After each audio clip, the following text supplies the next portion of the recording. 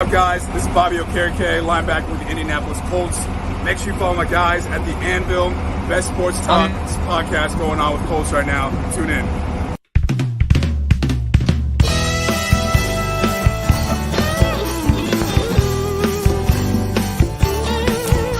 It seems like a Sunday, like anyone before. That's what you think. So you open up the door, you feel the buzz, you can hear the people singing battle cries. Lucas Oil Stadium's about to come alive.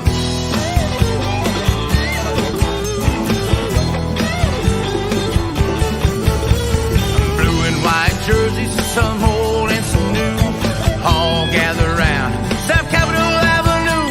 They come for the tailgate, some drive and some fly.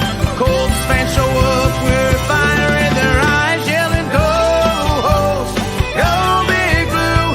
We're in the stands, the tried and true, here to watch this football sensation.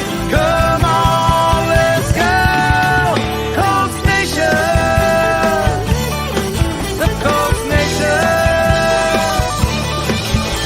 We take this very serious, it is not a joke.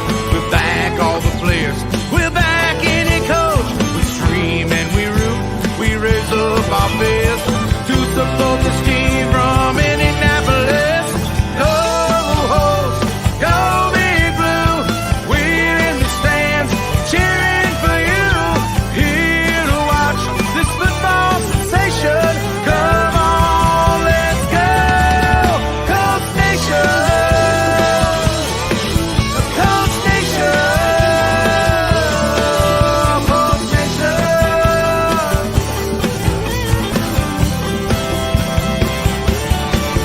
Screaming, "Go Hosts, go Big Blue!"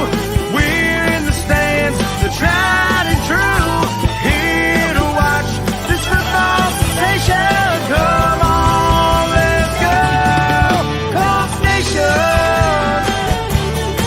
yeah, Colts Nation, that Colts Nation. Come on, let's go, Colts Nation.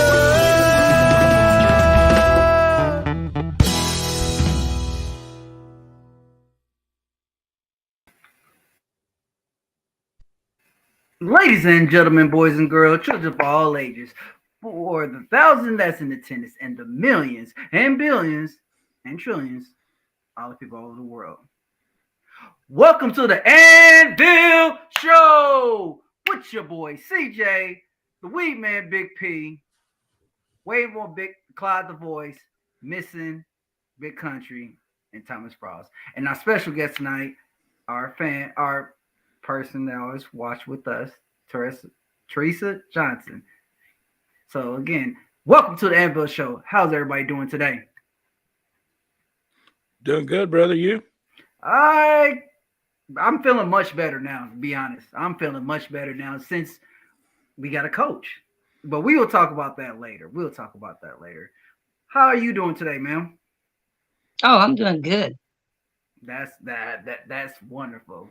Better than 6 feet below, correct? That's correct. Yeah. So, you want to go ahead and just dive into it, Pat? Yeah, let's jump right into it. Let's jump right into it. So, the hot topic right now is we have a coach. Thank God. I ain't gonna lie. I knew it was gonna be one of the coaches on the Chiefs or the Eagles, but I didn't know which one it was. So, to be honest, I didn't know nothing about him. Did you know anything about him? Say that again. You didn't know who you talking about? Our head coach. I did not know, like, he used to call plays. Like, before this, I didn't know anything about him, you know. I did not know he was that good because he developed Jalen Hurts into that MVP star caliber.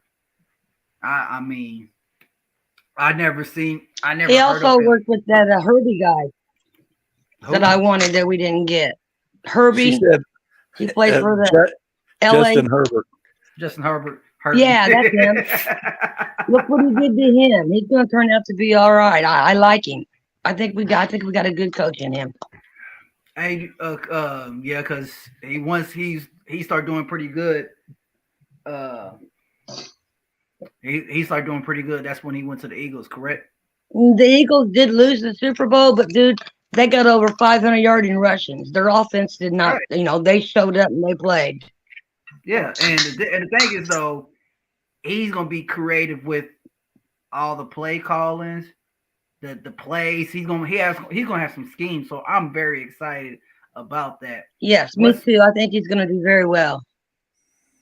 What's one thing you're excited about our new coach, Pat? Well, one thing that didn't excite me in his press conference. Okay, well, I already know what you about to get into. No, not that, not yet. Okay. Let's make it sure. You will, trust me, I'm holding on to that one. I think we all are. We all cockeyed. But I've been pretty adamant on this show about we need a head coach that's in the game. Mm-hmm. Let your offensive coordinator, your defensive coordinator, and your supporting coaching staff call in the plays. If you see something that isn't just right, you need to tell them that. But in his press conference, he said he will be calling the plays. So we'll see how that works out for him. So you see that he hasn't really put that stamp on Gus Bradley. Did you hear about that as well? I did, but I think it's smoke and mirrors. I think, yeah. The organization wouldn't let Bradley interview with anybody else. Right. So to me, that's a lock that we're keeping Bradley. Okay. So what about because he's thinking about bringing in the offensive coordinator from Jacksonville, or is it Detroit? Yeah, Cooter Bob. Yeah.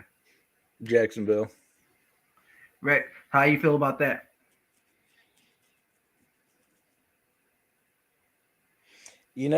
After seeing what Jacksonville did this year, I'm okay with it. Because Cooter Bob was what their pass rusher. What was Cooter Bob on the Jacksonville? Their OC, wasn't they? It was Cooter Bob was their OC. Hey, there go the voice, Clyde. How you doing today, sir? Y'all talking about Cooters? I just got in. Oh, yeah, we're talking about Cooter Bob. So as you walk in the door, Cooter Bob. You get Omaha for being late, man. But yeah, we're talking about Cooter Bob right now. How do you feel about? I'm back. Sorry, I got lost there somewhere. Hey, is that Clyde? That's Clyde. Cooter Bob. What's up, buddy? What's good? Welcome, Tressa. How are you? I'm doing good, and you? I'm doing well. Sorry that I'm late. Had to get haircuts for me and my sons. She did correct us. It's not Tressa, it's Teresa. Oh. Tressa. Oh, honey, I've been called a whole lot worse. I'll go with Tressa. Okay, no, we're gonna do it right. Teresa it is. Okay, so what have I missed? Y'all feel me? So we just started. We just talked about we just started getting into the coaching, what we heard that we liked, expectations, all that. So I'm asking you, how do you feel about our new coach? I mean, something I've never heard before, and it just resonates. It's pass the score, run and win. Like that philosophy to me just seems like it's going to be a winning one. And like I also feel that he's going to bring a level of excitement just because, I mean, when it's fresh and it's new and he gets to choose his quarterback, that's going to be something that he sees from start to finish, if that makes sense, right? Yeah. So maybe Frank Reich didn't really get that opportunity, but because he's getting this opportunity, I think everything is open. We don't know what we're going to see, but what I did find out in research, he was leading the offense since week 5 for Philly. So that's something to know because we know Nick was our OC, but Shane was actually calling the plays from week 5 and beyond. So right. That is good to hear. Well, one thing I will say though, and I don't want to sound like a hypocrite or contradicting myself. I did want that even kill guy who was not going to lean too heavy on whatever side of the ball they're coming from. Shane said, day one, I am calling the plays. So, Hey, he came in there like, yo, yeah, he said, fuck the bullshit. I ain't I'm trying calling to, I'm gonna do, y'all gotta do your job. And I like that. I respect that, because you seen that his little meeting with his players when he played on the Eagles, he was saying, motherfucker this, fuck that, do your fucking job. Don't worry about, hey, And that's what I like about him. He will hold them accountable for what they do, and he will get in their shit and he'll straighten them up. And that's what I like about him. He will hold them accountable. Yeah. Hold on, y'all. Y'all keep talking. I'm gonna step away. I gotta do a switch real quick. Keep going on. All right. But yeah, see, and with that mentality, that will bring a lot of players that's going to respect him, because a lot of players on the team want a coach like that to hold players accountable. And he will. He don't like players like Quentin Nelson, Darius Leonard, Buckner. They are not here to have someone like pat them on their back, like, oh, good job. No, he wants somebody, if they fuck up, hey, you fuck up. Do your fucking job. If you ain't gonna do your job, I'll find somebody else to take your place. But we're not gonna have nobody be a diva on this fucking team. We're not gonna do that. So but he's young, he's 37 years old. He's gonna grow with the team, our team, our whole team is gonna be young. We got we'll have a young quarterback, we have a young running back. The wide receiver core is young. I think that we're gonna be good. I told y'all I was old. I can't see. I gotta get my glasses out to read little comments there. Hey, there's my cousin. Hey, Bev. How you doing, Bev? But yeah, so Sean Ward said he definitely comes off as a smart guy, but calling plays and dealing with it in the game management is what led to Rich downfall in Indy. I agree, but one thing I think, Sean, with that between Frank and Sean, that they are two, like, he'll speak his mind. He's the one that's going to be like, hey, he's going to be more into their asses than getting on them and telling them, hey, you fucked up. You don't do that no more. Where you got Frank, he will try to mentor and find like a reason about everything. Because whenever you ever see Frank show any type of emotions, I ain't gonna lie, I like Nick was on the sideline doing, they make a play, they on the sideline and be like, yeah, motherfucker, yeah, that cockiness, that swagger, I like that shit. First off, I don't even know who Carvey is. He's used more curse words this week than I think. He dropped a lot of. Give him an Omaha, Clyde. Yeah, okay. Why get Omaha for? But I feel you. Express yourself. And Clyde, they didn't bang that bitch when they started the show. So you want the whole thing? There we go. There it is, right there. There you go. I do have the controls over. See how you let people down when that's when the start you're late? of the show. Yes. Patrick, don't start with me.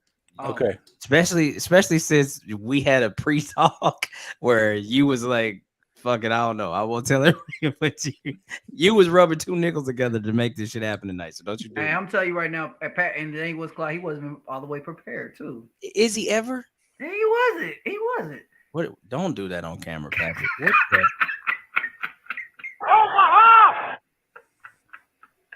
Man, you got water bottle. A whole life, bruh. He's deep throwing the water bottle. But you can pick your nose on camera. I didn't pick my nose. I went like that. I got hair on my face. I just got my that thumb went all the way up in there. We seen that. You know what? See, this is why he was trying to pull some brains out, wasn't he, Pat? No, when we doing something. We gotta act like we got some sense. When we have friends over into our house, we have a guest. We have a lady in our house, and we're acting crazy. She wants to act stupid. Yeah, you didn't see her doing the 12 shots of fireball before the show started. You fireballed before this started? I banged that bitch. Bruh. All right, there it is. Okay. So right. I want to comment on Sean's comment here. Yeah. And if you was watching earlier, that's the one thing that said that I hold a little reservation about, because he did flat out come out and say, I'm going to call the plays. And we just got done with a regime that did that. And it didn't turn out well. We bitched about it week in and week out. But I will say there are other head coaches that are extremely successful calling their own plays. Yeah, with the OC. Andy Reid, the first name off the top of my head. Now is Will Steichen. Did I say it right? Steichen. Steichen. Stinking. We'll see if he's going to be able to pull that off like the great coaches that do now. I think he will. Okay, I think he will, because I mean, as you've seen from when he took over calling the plays, and what was it, week 5, Clyde? Yeah. Since week 5, the Hey, Eagles. Janae. Hey, Janae. But nah, I was going to say that since he took over, Eagles been cooking. They've been cooking where Jalen Hurts been, MVP caliber. But the other thing with that, though, I mean, like, he wasn't the head coach either, so he had the freedom of just worrying about that side of the ball. Yeah. But that goes to Pat's concern, mine a little bit too. Like, I feel like you have to be even killed. I'm not gonna knock the door. I'm not gonna knock the guy before he got into the door. I will say 2 things that I'm happy about. He is relatively young. He's 37 years old. He has a decent amount of experience because he's been with several organizations. He's held several different job titles in those organizations. So I am confident in that. I like his approach to things. Right, you can see the passion for the game. You could see that he knows what it takes to win, and he's not afraid to express it, like y'all mentioned.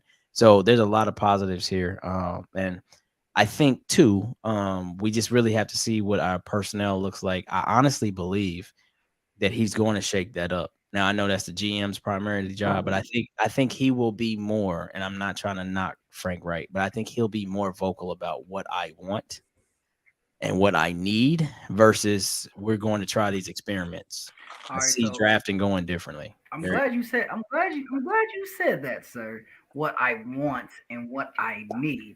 Yeah, absolutely. Now, from what he used to coach over in Philly, yeah, and what we have in the draft, who do you think he's more than leaning toward now? It's still CJ Stroud. If it ain't CJ, who else do you see? Man, don't start with me. I'm starting. I'm starting, B. I'm starting. You're not, and it's not that I think. Listen, it's not that I think that that's a bad pick. And I've seen that he's moving up on draft boards. So now he's in the first round. Like, I've seen him as high as like 15. And I got a question for you, Clyde. Yes, ma'am. Is CJ Stroud a whore or a prostitute? What? I don't know. What you mean, Tressa? Did y'all not read the article where he said it's a two? You done Omaha'd my ass? Yes, ma'am. He took money. He does not have a social media account during the when he was with the Buckeyes. But there's another account where he took money. He took money from the public to tell him what he needs to do to be a better player. Does that not make him a whore or a prostitute? Oh my God. All right, first of all, I'll break it down super simple. We're all whores. What? We're all whores. We all get paid to do stuff that we don't want to do. Wait a minute. Do you have a job? If you have a job, you're a whore. Oh, shit. Wait a minute, bro. Everybody's got to relax. Doesn't mean you're not getting paid by somebody else to do something you don't want to do. Hey, all right, look, man. Everybody relax for a second. I am tickled. Okay. I did not know that, Teresa. So I would not speak on that. I have not read anything about his. I read it this morning when I got up. Okay. Tag us on the page or send that to our Anvil messenger. I want to read that. I don't know what any of that means, so I'm just leave. I will elaborate because I do follow CJ on Twitter, and anything he tweets about, he has some kind of promotion behind every social media platform that he posts on. So he's getting paid. He was on the Pat McAfee show in Media Row at the Super Bowl, and he had a shirt on with a company. I forget which company it was, and then he posted a picture of that on his Twitter page, and he said something about if you need, or it was a car, I'm going to get my car through these guys once I get my NFL contract. Hey, So he is a whore. Yeah. Hey, but you know what's crazy? Hey, you know what? You wouldn't know his salary though. I just looked it up. What? CJ's 2.4 mil. Yeah, so it's NIL deals. Yeah. So all the players then I say all the players, but it's a decent amount of players who have those NIL deals. So now we're gonna lean toward that's an NIL deal. Yeah. But the way she first proposed, is he a whore? He said, is he a whore prostitute? I was like, whoa, he's giving up the. I was like, what is going on right now? Giving up the hole. I have no idea what he likes to do in his free times. But now I'm circled back. But I mean, that's just him being an entrepreneur. An entrepreneur, absolutely. The whole NIL deal thing. That means nothing. Honestly, as far as like these kids making it'd be like when we bring in advertisers to this show. Are you gonna call us whores? Patrick, listen. I'm asking Teresa. Is it not the same thing? No, it's not. How is it not? Because that's just such a derogatory way to look at it. When you're making money, that doesn't make you a whore. Just don't say that, Pat. Like I was asking Teresa. Somebody go watch this shit. Like they called me a whore. I'm never going on the Anvil, and it's your fault. It's Teresa's fault. She started it. It's not my fault. I didn't do it. Because the very first thing you gonna do, whoever we draft, you gonna be trying to get them on the damn show. They be like, "Did you call me a whore?" And it's over with. See that? So ain't you a whore? Ain't you taking money on the side to tell them to do a better job? I will text that to y'all, Clyde, in the messages. Okay, well, we're not gonna call CJ a whore, but I will say this. Going back to Carvey's point, the reason why I'm not, and I'm not saying AR-15. So, but here's why: because we currently still sit at number 4. Now, here's what I also think that happened in that quick presser when Jim threw out Bryce Young. I think that is just an alley-oop. That's just an alley-oop to get people to just start talking about whatever, because what said is, yes, we will for the right price move up to number 1. But in my heart of hearts, I don't believe that is the pick. I don't think that they want, but by saying that, you give a little bit of a smokescreen. I think we stay at 4, but if we don't stay at 4, let's say somebody come out and take CJ Stroud 1, then you might see us trade back, and now you might be talking AR-15. What I'm talking about is more of a project, like Steichen coming in, and he's seeing really quick production with Jalen Hurts. I mean, Jalen Hurts is only in his second year starting. So what I'm saying is, if you're going to have that type of grade on a kid, if you're going to have that type of grade on a kid, then he better be Jalen Hurts. And I'm not saying that AR-15 isn't Jalen Hurts, but I'm saying he is way more raw than Jalen Hurts when he was leaving Oklahoma.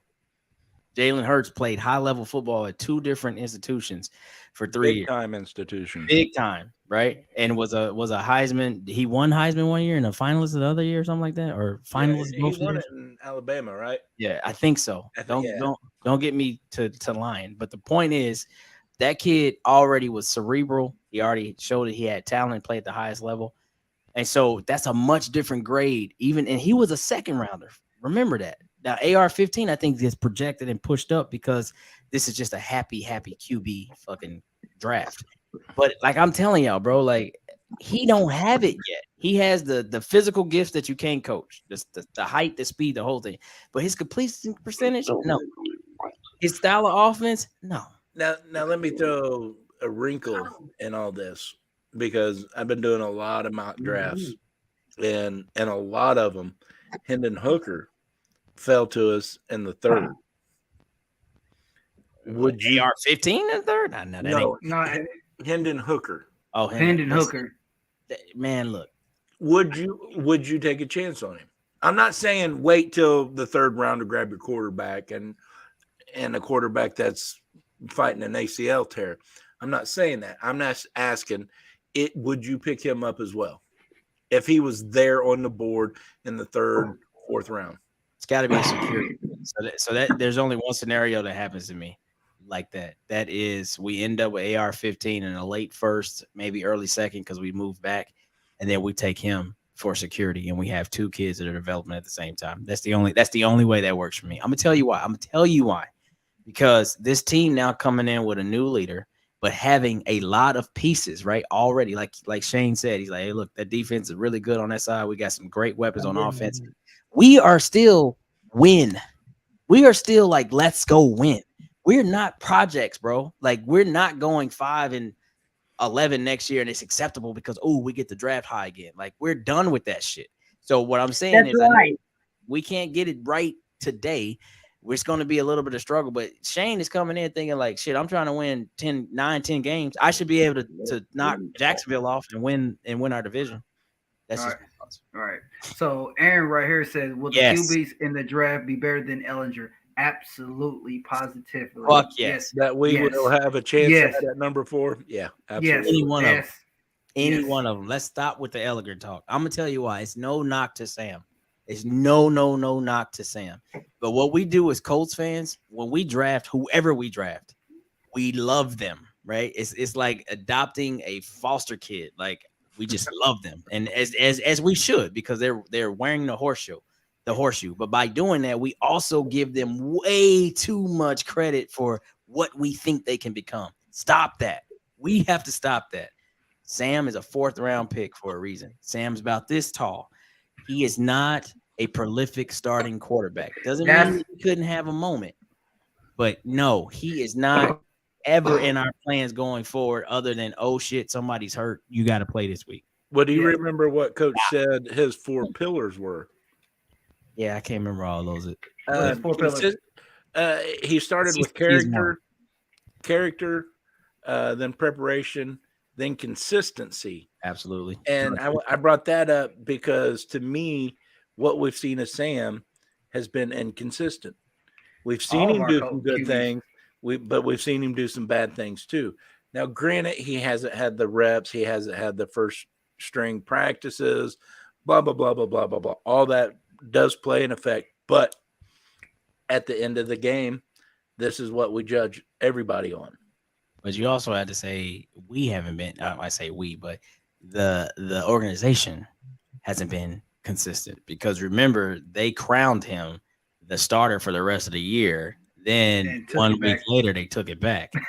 So here we go with that, right? So consistency has to start from the top. So not trying to run the org, but Jim shouldn't be saying shit like that. That's not Jim's lane. And then here's another thing too with Sam. We saw him shine during preseason, and we all got our hopes up like, hey, he's gonna be good. He's gonna be good. And then season time comes. Well, what happened? That's another thing. Watching where they perform. So as you mentioned, it's the preseason, man. Like bro, listen, okay. People are trying to make the squad. Most games that Sam was going to have an impact is going to be against dudes that are probably going to play this weekend in the XFL. No hate toward that, but I'm saying, like, that's not holding him to the same standard of week 1, week 2 defenses you're going to see. And it's not the same. It's not the same, but it's no knock on Sam. I appreciate him being who he is. I know he has a hell of a story. If you know about what he's been through, resilience, perseverance, all that other stuff, but just having the physical measurements to be like, hey, I'm here to compete and take this job. He would have to have the perfect scenario, i.e. a Brock Purdy, last pick in the draft, 2 quarterbacks go down. My team is really plug and play because the offense is great, the defense is great, the head coach is great, the staff is great. All I have to do is go in there and play football. That's the kind of story that Sam Ellinger would have to be prolific. We didn't have that story. Not even. We didn't even have a couple chapters of that story. Exactly. We didn't have a paragraph. Exactly. But while we talking about this, like let's just stay in the lane of the interview, and I'm gonna say the introduction, and I'm gonna pass this to our guest. What did y'all feel? Because I've watched it twice now. I usually give myself two complete watches before I start to critique. What do y'all think about the questions? Is the media even trying? I feel like they ask the dumbest ass questions. But what was y'all take on the introduction of Shane Steichen and the questions that were asked by the media, and then just the atmosphere? I don't know how to say it, but what type of questions would you ask? That's the right thing. So go ahead, ma'am. What did you think about the questions that was asked? If you watched it all, I guess I should start. I didn't watch it. Okay, I'm sorry. I'll give you some background. Trisha, you know you was coming on here when you didn't do your damn homework. Well, I know now you sound like my husband. She didn't know what we were going to ask. That's fair. But basically, a couple different things. First, they were asking questions like, so what did Greg Doyle say? He called him, he said, it seemed like you're passionate and this and that. A badass. Yeah, he said I was told you're a badass, but you're sitting up there crying like a baby. So what's it? All right, so fuck Greg Doyle. So are you a basket case, or are you? He even said basket case. He said, so are you a crying basket case, or are you going to be a relentless leader? All right, can we speak on that real quick now about Mr. Doyle? Yeah, Glide opened that box. Yeah. All right, so we're gonna talk about Mr. Doyle, Mr. Greg Doyle. Listen, dog. He ain't even a mister in my book. Regardless, dude. Bring up that last thing. All right, so I just want to say this, Greg. Hey, don't be disrespectful, B. Real talk, because I understand you gotta do your job, but what's the point? Why would you disrespect him? Like he's passionate about his job. He was passionate about the people that was there for him. He was passionate about the team that he left. He was very passionate. I mean, he's 37 years old, and he's a head coach for a football team. 37 years old. He got that opportunity. Someone gave him that opportunity, and he's passionate about it. And you gonna pretty much disrespect him for what? Being passionate? Like, how dare you? How dare you come at somebody like that? Me personally, I would have slapped you like Will Smith. Real talk. But I'm just saying, don't do that, man. You have a job, be professional. Don't be disrespectful, especially right there. Yeah, he had to keep his composure. You know he couldn't do nothing.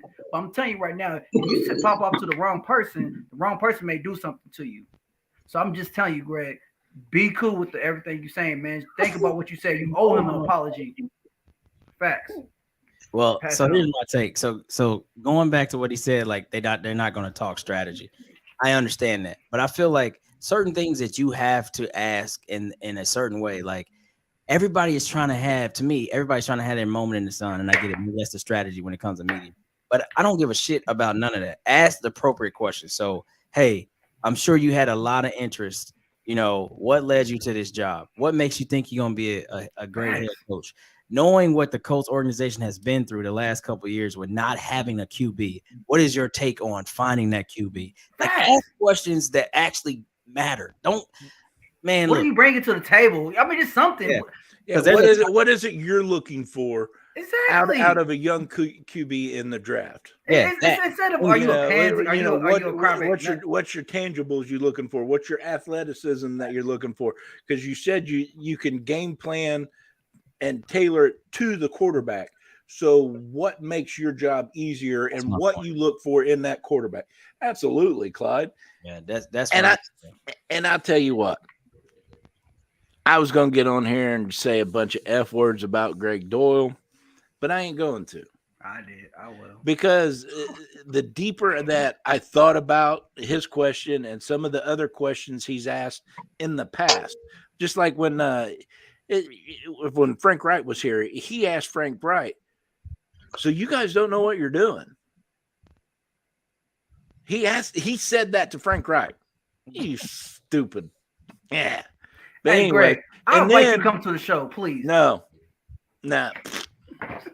I won't give him no time of day. I But won't be skipping Shannon. Like I'll be we'll have that. and then he tries to get Tony Dungy canceled because Tony Dungy said something about all children need to be accepted, because somebody made some tweet about transgenders or something like that.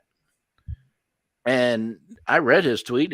It wasn't negative towards anybody. He said all children need to be felt special or something like that. Right. But he tried to get Tony Dungy canceled. And then he pulls this shit on our new head coach. And I'll tell you right now what it is. All he's doing is getting clickbaits. That's it. That's how he gets paid, by reading his articles. Who does he work for anyways? Indianapolis Star. Hey, their chief editor, somebody needs to talk to him, because they'd be like, "Yo, you pushing the buttons a little bit too much," and the coach gonna be like, "Hey, you know what? We're just gonna have to revoke the press pass." I doubt it. I mean, they know his character, and I think in a way, right? Like there's a market for that. There's a target audience for that type of like nonsense. But it just caught me off guard, because you're using an emotional moment that he was having and then trying to formulate a question. So what I'm saying is, you didn't come prepared at all. You was like, oh, this is a moment that I can like scribble some shit down real quick and then form it into a question. So it's almost like very impromptu, very, very underprepared. I feel like you should walk into that room, and that's not my lane, but I would walk in that room with 5 questions, knowing that I'm only going to get one. And I would critique myself on those 5 questions all the way until the shit starts. And right before it was time for fucking raise my hand, I would circle the one that I know is the winner. But it's gotta have meaning. And maybe you fill that out because you don't go first. Maybe you're the 3rd or 4th question, and your question kind of leads into another question. Okay, cool. But what I'm saying is, you don't go in there and honestly, to my knowledge, I can't remember another moment like that when a coach was super emotional, like excited they got a job, and he's crying and thanking people and shit like that. Like, why would you turn that into like a little pun circus? A bad thing. Yeah, exactly. That shit had me hot. That's all I'll say. That shit had me because he's the same friggin' reporter that said Frank Wright was lifeless. Yeah. The same fucking reporter that said that. And now somebody that brings a bunch of emotion and life into what they're doing, and very humble man, to thank all his mentors all the way back to his high school football coach. His players. You know what I mean? And to call him a crybaby. Yeah. Come on, dude. They say, are you do not let me see you on my side of town. Because what was that even about? That was like the worst shit ever. I know everybody was cringed in there. Like if I'm in the media pit and I'm like, what the fuck was that? Facts. I would get a look like, what? Did you just really ask that question? Every reporter in there, the Bob Kravitz, the Zach Kiefers, everybody looking at him like, he said, "What the hell is wrong with you?" That is crazy to even put those two things together on live TV and say, this is what I got my freaking hand raised and y'all called on me and I said this. I was like, holy shit. I don't know. Yeah, you're right, Sean. I mean, perhaps maybe. Absolutely. I'm not calling for nobody's job. Hey, it's a tough time out there, but that type of shit on that level, on a thing, man, it's been dark in Indy for a while, and it's no knock to Frank, but it's been dark. Like, hey, what is this team about? This is how you welcome him, because you're part of the welcoming committee. If you're in that damn pulpit, that media pit, I will say, you're part of the welcoming committee, and this is what you brought to the welcoming committee. I wish I was part of the. His family's there, his kids are there. Like, bro, what are you doing? I will Will Smith his ass. Real talk. You said this in front of my wife and kids. But yeah, but that would be more damage to you, Carve. You gotta. Me. Hey. But anyway, that was my whole point. Like, I just feel like, to go back to that original thing, I feel like these guys are super underprepared. And I don't know what it takes to get to this level of, hey, we trust you to ask your questions and write articles and all this other shit. But they freelance way more than I think they prepare. And this is an example of that. Like, we've seen that live. Like, we were out there at training camp, and they let a whole bunch of, I won't say a whole bunch, but they let several of us amateur type, podcast shows come in there. And not that we were trying to sit there and be the most professional, but I was like, none of these guys have even thought about what they want to say. They just want to say something. Everybody's got their little fucking thing out like this, trying to like make sure hey, I asked that question, he answered. But I'm like, you asked a shit question. It's a piece of shit question. But you get to have bragging rights because you're sitting here talking to one of the Colts players or a coach or whatever. But like, you just want to have that moment, i.e., clickbait, that hey, they listen to me, but you sound like an idiot. Just my thoughts. Let me get off my tangent. I'm probably the Omaha myself. No, you don't. No, you don't. Because I don't take that Omaha back. Because everything you ain't said no do button, but it is absolutely accurate, man. I can't say in the interviews that I've done that I've always had the best questions. Because I'm not a journalist. Facts. I'm a fan that has these blessings and these opportunities. And when I ask a question, I like to ask questions where I get to know the players and the coaches on more of a personal level. I like those kind of questions. So those are the kinds of questions I ask. I'll let you and Carve ask all the technical shit because you guys are 10 times smarter than me. Well, we are that, but I didn't want to say nothing. I just go. you don't have to beat yourself up about that. Trust me, I'm not because just kidding. Like, all right, Pat's pretty damn smart. If not, I wouldn't be here with him. But I will say, all right, we can get off of that. Matter of fact, let's bang that.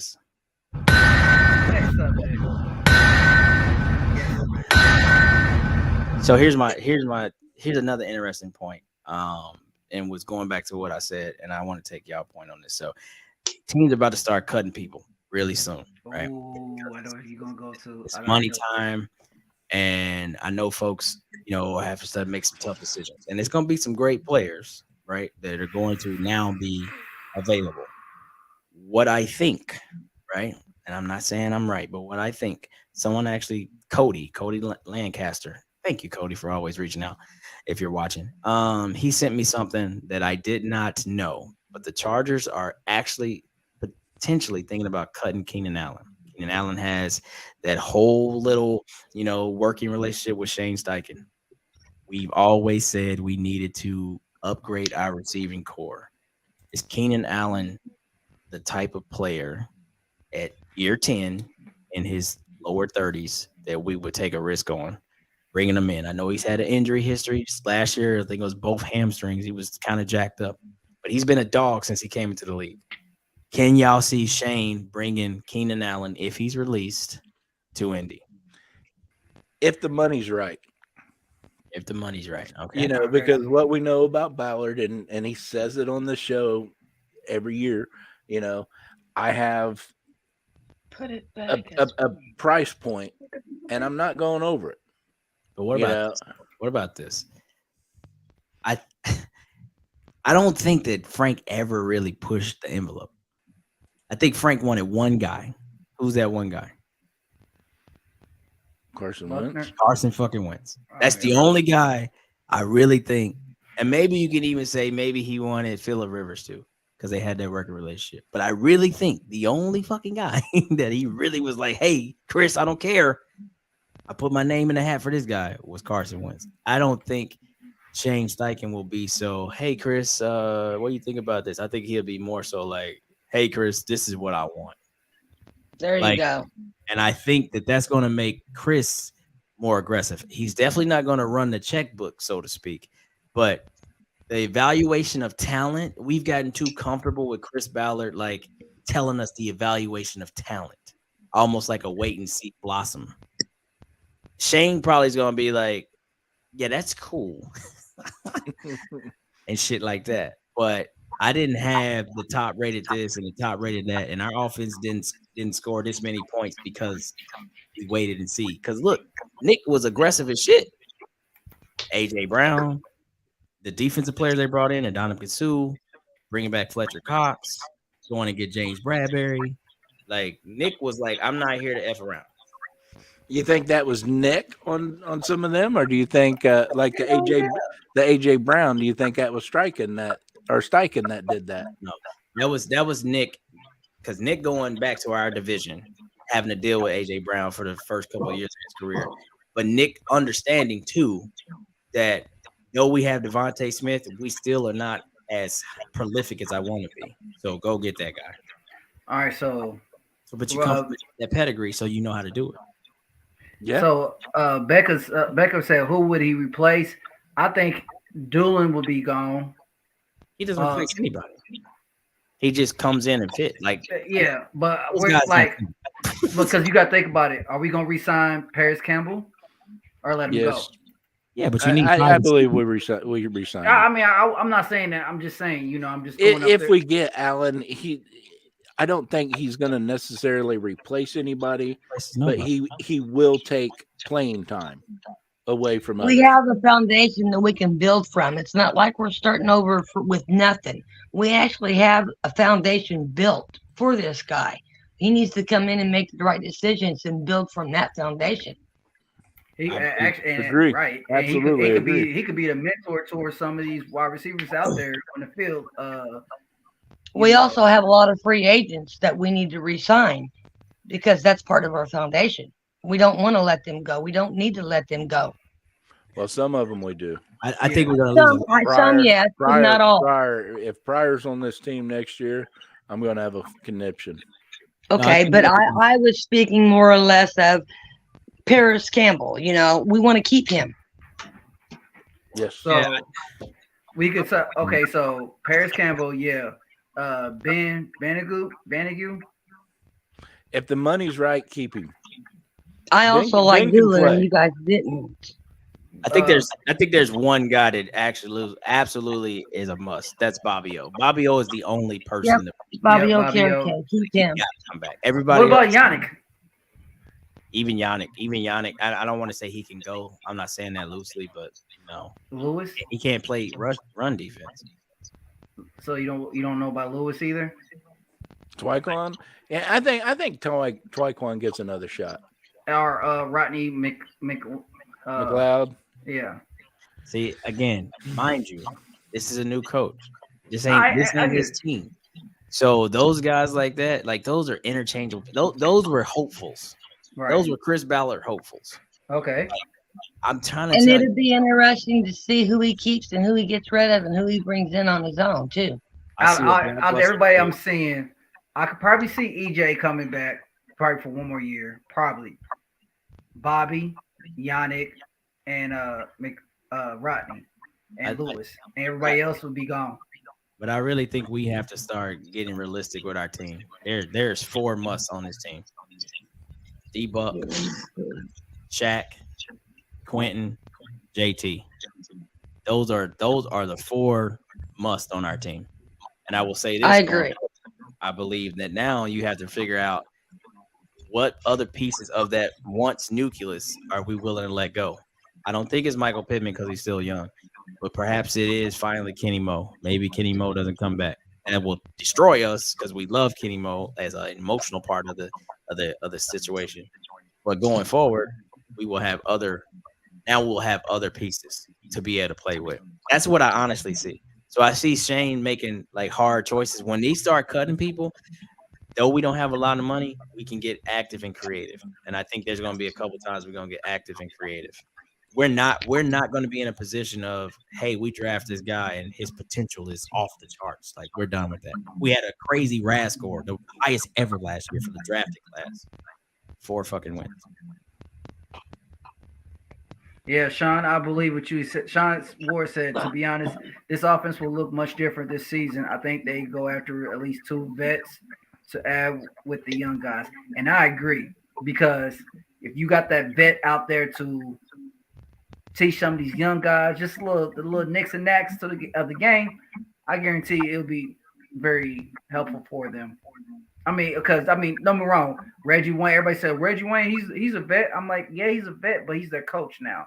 They need somebody out there, and like you said, Pat, in the trenches with them to show them, like, hey, next time, why don't you just, do this. Now, I want to answer Becca's question real quick. She asked if any of us is going to the combine. Yes, I will be there the entire week, Becca. Now, I can't speak for the other guys. I'm going to the Colts. QBs. I will definitely be there all week long. I'll be at the QBs, maybe the running backs too, because Not this year for me. I think the QBs is on Saturday this year, isn't it? I'm not for sure. Yeah, I'll have to go back and look at the schedule. Did they already give out the free tickets? They sent it out today Okay. in email form. But I'm not doing the stadium. I don't. Pat doesn't do the stadium. Pat doesn't do the. He be in a convention center. Just well, hey, can I talk to you? Shaking hands, kissing babies there. That's what we're talking. We got some. They better have some free hot dogs, Aaron. Wow, not free. All right, so we got some reverb, man. Hold on, we got to figure something out. Everybody's hot. Yeah, nobody hears that, Luke. I do. All right, we are absolutely hot. Let me see. Hold on, I muted Teresa's mic, and I don't hear it now. I think she was hot. I don't know how she got wrapped up like that, because at first it wasn't like that. I don't know. So when yeah, all right. So I think it is her mic. Yeah, it's Teresa.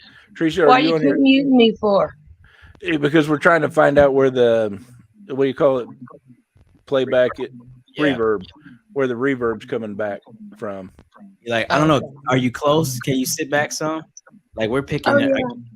yeah. I don't know if it's that, but all of a sudden, like, you're like, it's circling back. Do you have a computer or anything else on? No, I don't.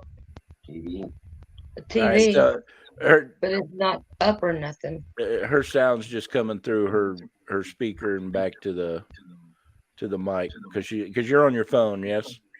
Yes. Yeah. Okay. All right, that's cool. We about to. We'll just have to deal with it. We're getting close to the end anyway. Okay. So let's go to the next subject. Well, we're about getting close to the end, so bang that. Already? I don't need. What was the final subject? Super Bowl. Who's our next coach, which was the first subject? Super Bowl. Yeah. What are your thoughts on the Super Bowl? Oh man, why are we talking about that shit? Because the game was just last week.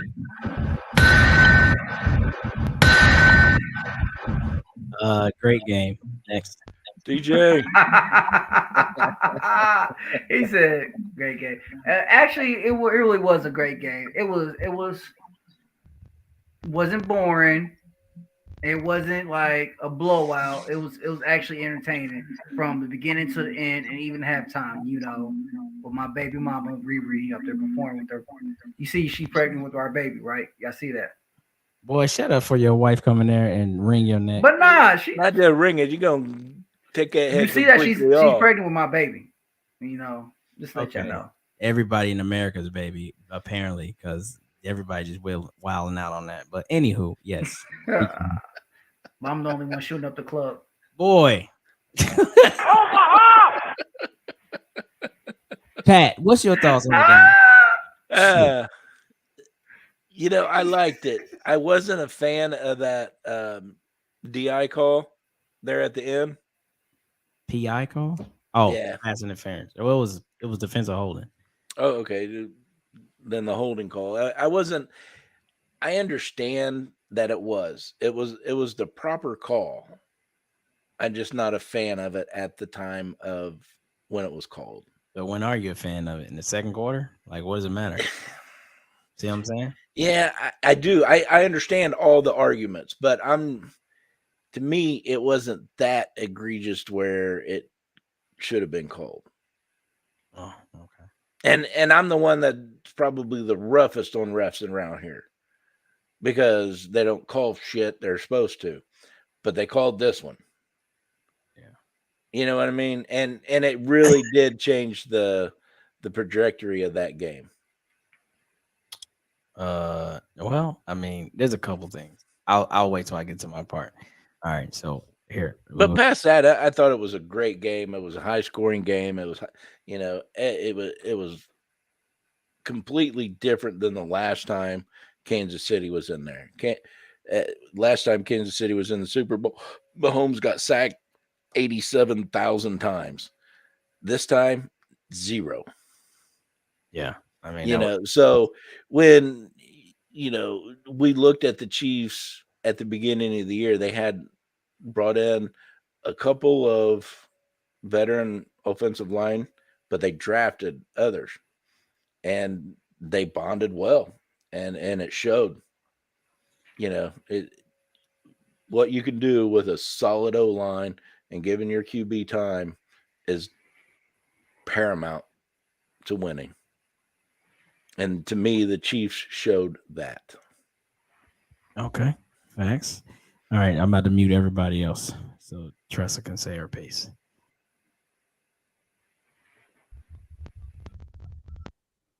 You didn't like either one of them. Yeah.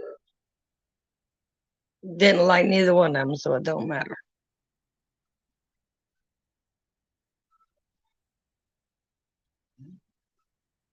No comeback? He muted.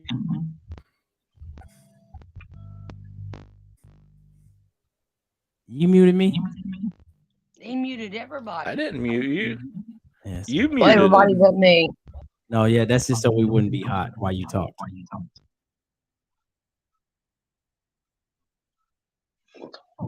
Okay, so you didn't have no other comments on the game other than you didn't like either one of the teams. I like seeing my boy Pascal in there for the Eagles. I like seeing them get their ass kicked. I like that. Okay, well, there it is. All right, so I'll say this then. Here's my input on the Super Bowl.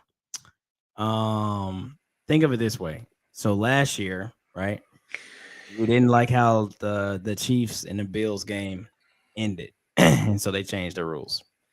I will say, get prepared for this. In the future, I don't think that you will no longer be able to waste clock, i.e., not take a score in order to give the other team the opportunity to have the ball last. I'm telling you right now, it's all about viewership. And so when people start to make the wrong, and I've been in this, I've been a part of this clan before. When people start to make the wrong observation, you're watching a game and immediately something doesn't go the way you like it, and then it's cheating, or the refs are in another team's pocket, or they only doing this because that player is the new face of the league, blah, blah, blah, blah, blah, blah, blah, blah, blah. That sours the entire experience. So that was an amazing game until the last 2.5 minutes of it. What people are not talking about is how the Eagles allowed them to get down the field, how the Eagles gave up big plays to get them in there. Pat Mahomes on a bum ankle, y'all let him run 26 yards to put them, in 1st and goal type situations. But I say this to say the NFL always overcorrects because they're reactive, not proactive. And so they'll say going forward, there will be no more, they'll probably say something along the lines, there will be no more like deferring the opportunity to score. So if you give yourself up at the 1 yard line, you'll be penalized for that shit, or I don't know how they'll fix that, but they'll make you score and the other team will get shit. It's gonna be weird, but I don't know. Yeah, I could hit you with a delay of game or something. Some kind of bullshit. The question. Yes, ma'am. What do y'all think about the script? Do y'all think it's scripted, or are we not going to talk about that today? Oh, No. shit. I don't think it's scripted at all. You don't? No, not when it comes to players and coaches. Shit. No. Now, the NFL office, they might have a script that they use, and that's why the refs. And where's TJ at? TJ said something about him not being consistent. There it is. And the inconsistency is, yeah. Yeah, and to me, that's where if anybody's getting a script, it's those refs. But as far as an organization and the players, no, I don't believe for 1 second that these players would agree to anything like that. Right. No, absolutely not. I will agree to that, but I will say this: marketability is something that the NFL is going to rarely miss out on. Now, how that outcome goes, you can dance with. That's a little bit WWE, or nah, you know what? That is the deserving team. I won't dance with that. But what I'm saying is, first black. Think about this. Think about this. The NFL has done this in a day and age where, diversity and inclusion and all that is very important.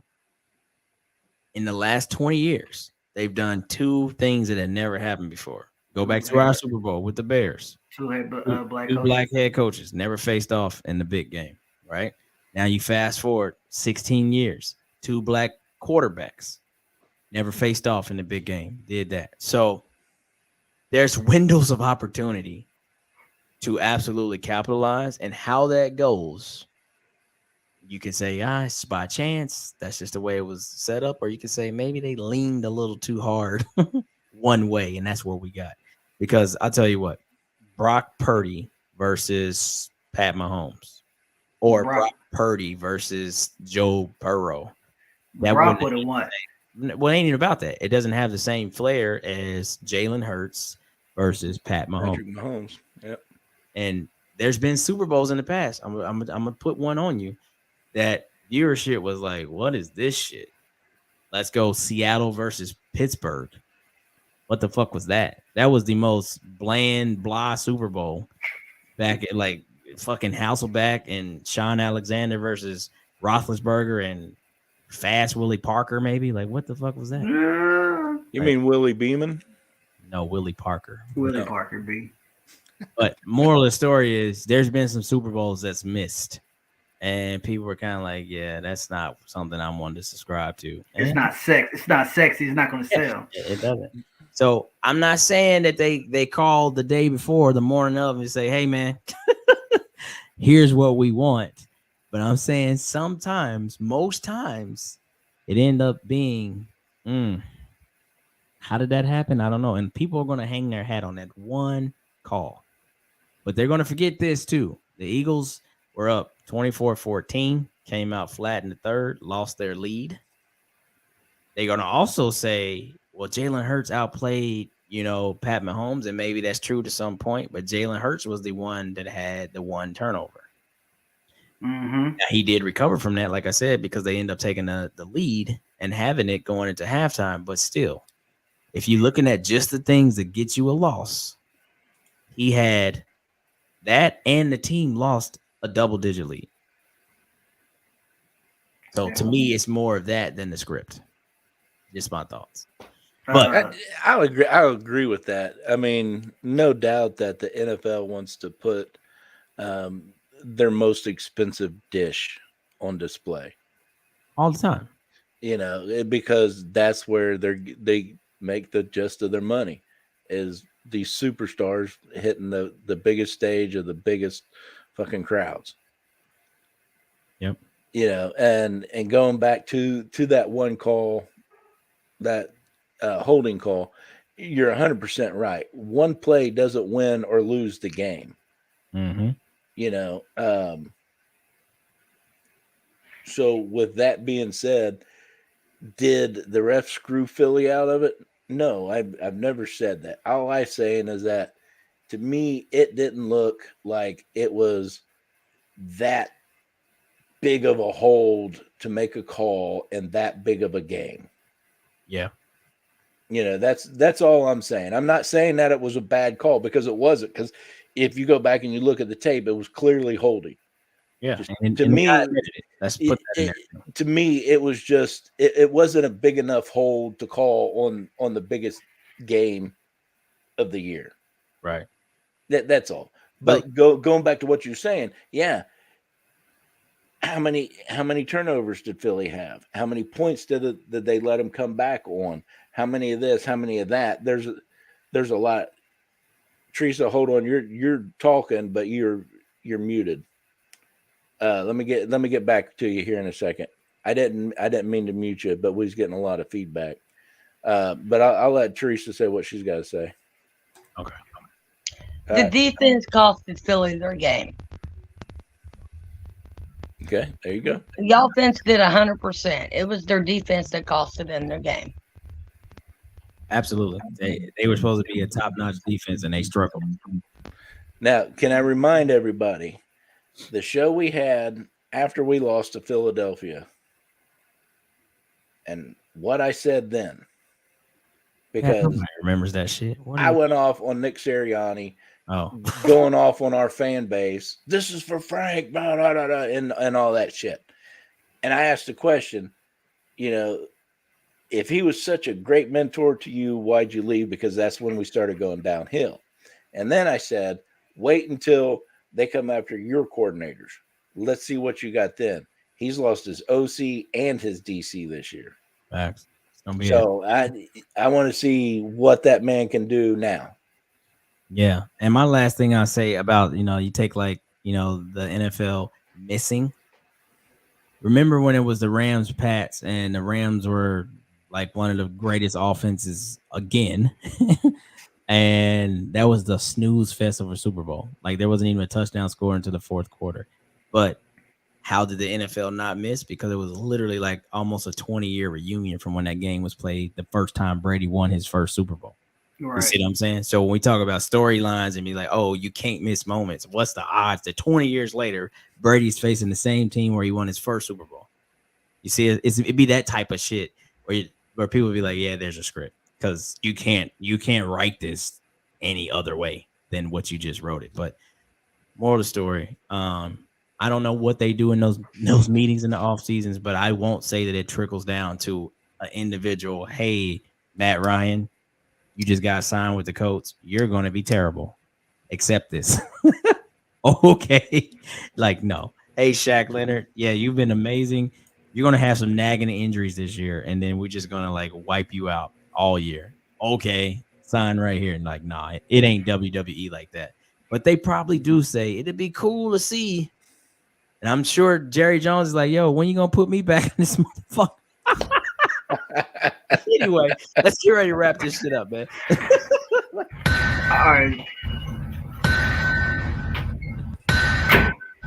All right, man. Do your Final thoughts. Since we go into the final thoughts, let's start with our guest. Damn, who said Pat or Carvey gets to do it? He just took over a little bit, so we're gonna let him run with it. All right, go ahead, Tressa. Oh, you going with me? It was an honor to be here tonight. I had a good time with you boys. Men. I like our new coach. I think he's going to do things for us. You got to say it on your final thoughts. You have to say it. I have to say what? You know what you have to say. Bang that bitch? Nope. See you next Tuesday. See you, NT? Is that what you guys wanted to hear? Yes, ma'am. You were in the comments for 2 weeks, so you got to say it. Yep. See you cunts.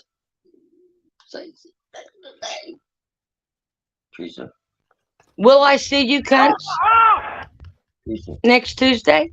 See you next Tuesday. Yes, ma'am. We will. Okay. All right. Who's next? It was a pleasure being a guest. I hope you guys invite me back. Absolutely. Thanks for coming on, Teresa, and thanks for being a great supporter and friend of the show. You're absolutely awesome. Oh shit! Who's next, Garvey? Next, let's go with Big P. Oh damn. Well, with Teresa, I want to say thank you. Thank you for always watching the show. Thank you for sharing all our content. Thank you for being on the show. And we've said this before. It's because of people like you that validate what we do. We don't get paid for this. We dump money into this. One day will we get paid? We'll see.